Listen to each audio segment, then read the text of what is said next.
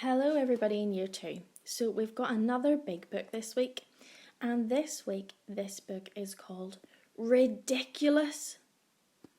I wonder if you know when you would say the word ridiculous. Maybe you've heard a grown-up say it, or maybe you've even said it yourself. And as we read this book, I want you to think maybe about what the word ridiculous means. Okay? Now, this book's written by a man called Michael Coleman, and it says that it is illustrated by Gwyneth Williamson. Can anybody remember what the word illustrated means?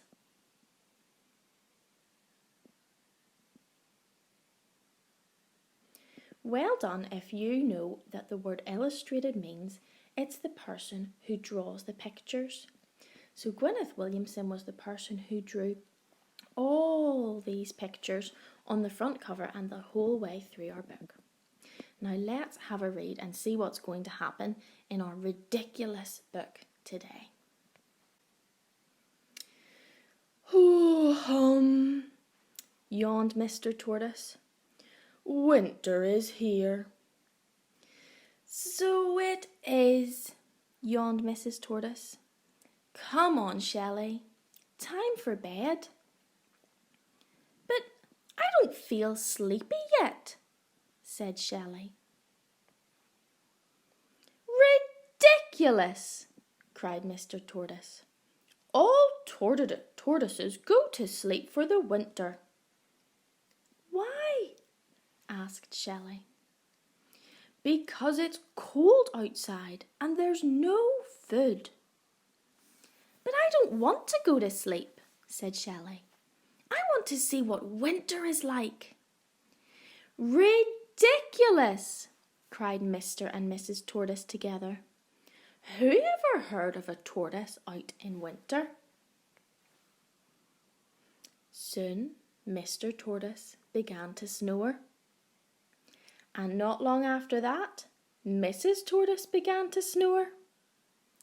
And not long after that, Shelley left her warm bed of leaves, and out she went through a hole in the shed to see what winter was like. Outside the shed, Shelley blinked. There was snow and ice everywhere, even on the duck pond and the hill. As she lumbered along, a duck spotted her.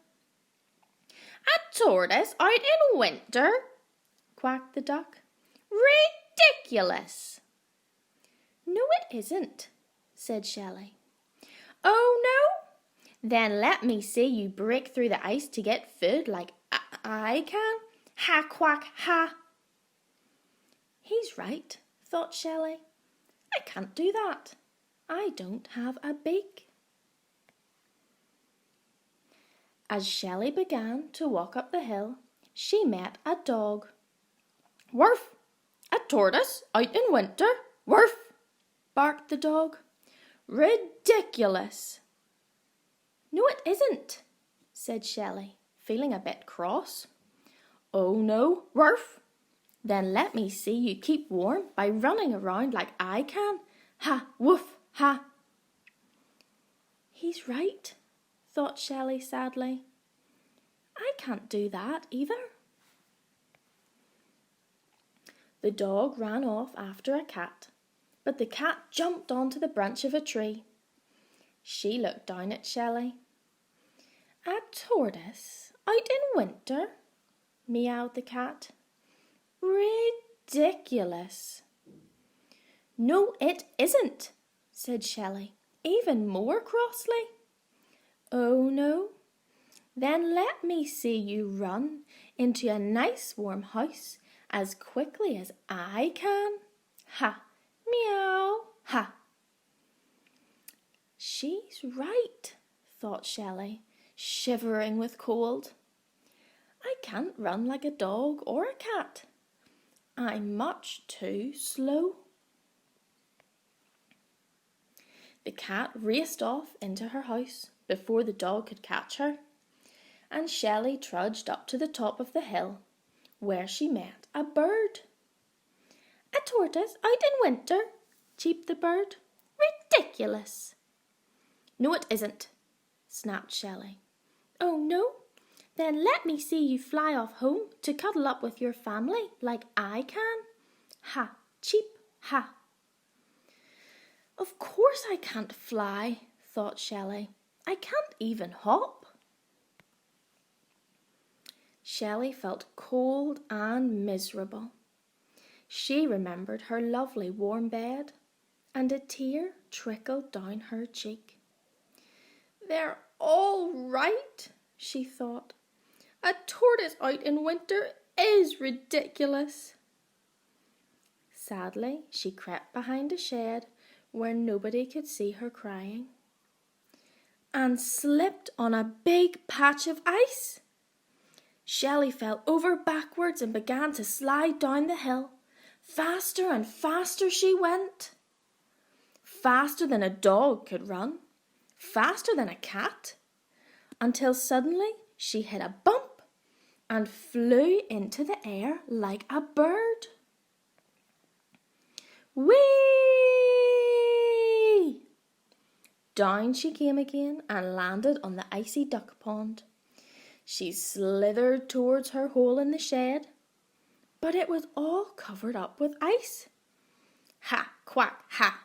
What did I say? Where's your beak to break the ice with?" The duck fell about laughing. "No, I don't have a beak," thought Shelley. "But I do have a shell."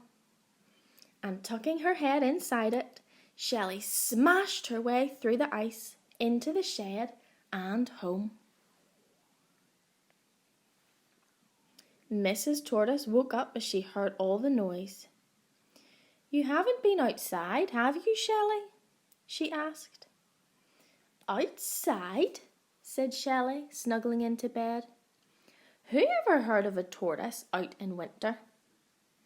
And before you could say ridiculous, Shelley was fast asleep. The end. Now keep watching, year 2, and we're going to have another look at some of the pages of our big book, and I will explain our big book activity for you. Okay, so now we're ready to have a look at our big book activity for our big book Ridiculous. And this week we are learning to use our full stops and our capital letters and to know where full stops and capital letters go. So I've got 2 sentences up on my board, a bit like the sentences that you have on your page at home. And we are going to need to put in the capital letters and the full stops because some of them are missing. So have a look up here at my blue sentence. Can you see my blue sentence? I wonder, can you figure out where the capital letter should go? Where do you think my capital letter is missing? You can point to your screen, show whoever's at home with you where the missing capital letter should be.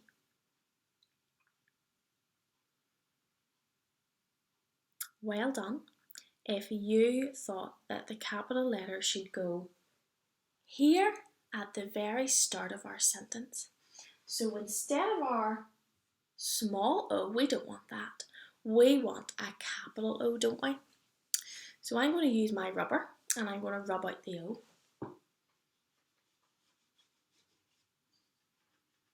Super duper. And now I'm going to write in my capital O.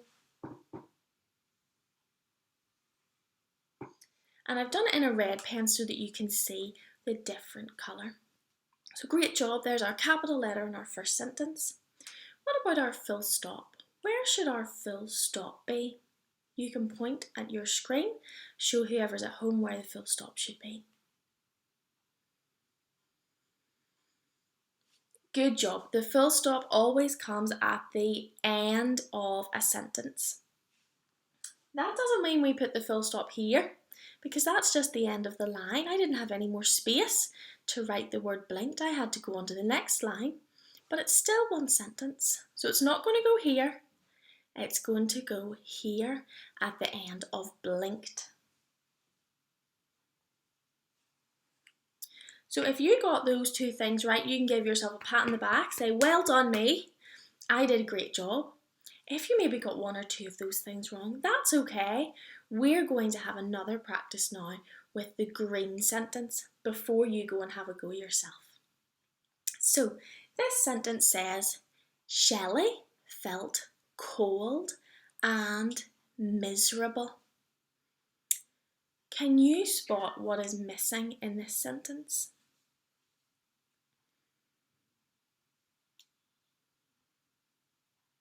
Well done if you spotted that there's a missing capital letter. Where should my capital letter go? Point at the screen. My capital letter comes at the start of my sentence, doesn't it? That S should be a capital S because it's at the start of a sentence, and as well as that, it's at the start of the word Shelley. And Shelley always needs a capital letter because it's someone's name. So let's use my rubber and get rid of that lowercase s. And let's put in a capital S.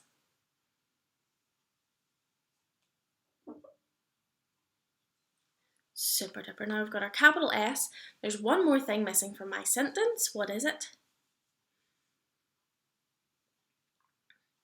It's a full stop. Well done. And my full stop's going to come here. No, it's not going to come there. That's just the end of the line. It's going to come here at the end of my sentence. Well done if you spotted that. And now it is your turn at home. You have got an activity sheet that has some sentences on it, but the sentences are missing some capital letters and some full stops. And I would like you to rewrite the sentences on the line underneath and put in the capital letters and the full stop. I hope you've lots of fun doing that. I can't wait to see some of your super work. See you later. Bye.